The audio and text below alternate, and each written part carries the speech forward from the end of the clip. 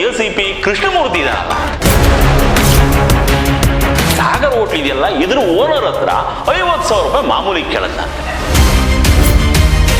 ನಿಯತ್ತ ಕೆಲಸ ಮಾಡಿ ಹೊಡ್ತುಂಬ ಕೊಂಡು ಕಣ್ತುಂಬ ನಿದ್ದೆ ಮಾಡೋದು ಬಿಟ್ಟು ಇದು ಯಾಕೆ ಹಿಂಗ್ ವಸ್ತಿಂದ ಅಸಹ್ಯ ಮಾಡ್ಕೋತಾರೋ ಇವ್ರು.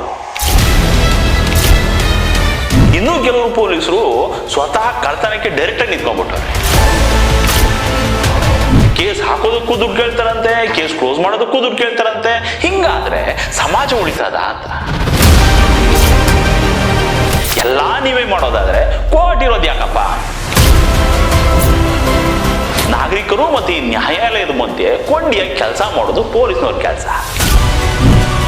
ಕಾನೂನು ಬಾಹಿರವಾಗಿ ತಪ್ಪುಗಳನ್ನ ಮಾಡೋರನ್ನ ಕೋರ್ಟಿನ ಮುಂದೆ ನಿಲ್ಲಿಸದೇ ಇರೋದಕ್ಕೆ ನಮಗೇನು ಕೊಡ್ತೀರಾ ಅನ್ನೋ ಕೆಲಸ ಮಾಡೋದಕ್ಕೆ ನಿಂತ್ಬಿಟ್ಟವ್ರೆ. ಈ ಚಿಕ್ಕಜಾಲ ಪೊಲೀಸ್ ಸ್ಟೇಷನ್ ಇದೆಯಲ್ಲ, ಆ ಸ್ಟೇಷನ್ ವಾಸ್ತುನೇ ಸರಿ ಇಲ್ವೇನೋ ಅಂತ. PS ಶಿವಣ್ಣ 2 ಲಕ್ಷ ಲಂಚ ತಗೋಬೇಕಾದ್ರೆ ಲೋಕಾಯುಕ್ತವ್ರ ಕೈಗೆ ರೆಡ್ ಹ್ಯಾಂಡ್ ಸಿಕ್ಕಾಕೊಂಡು ಜೈಲಿಗೆ ಹೋದ. ಈ ಅಡ್ಕಸ್ಬಿ ಕೆಲಸ ಮಾಡೋ ಅಡ್ನಾಡಿಗಳಿಂದ ಇಲಾಖೆಗೆ ಏನ್ ಲಾಭ? ಇಂಥ ವಲಸುಗಳಿಂದ ಒಳ್ಳೆ ಸೇವೆ ಮಾಡ್ತಿರುವಂತ ಪೊಲೀಸರಿಗೆ ಕೆಟ್ಟ ಹೆಸರು.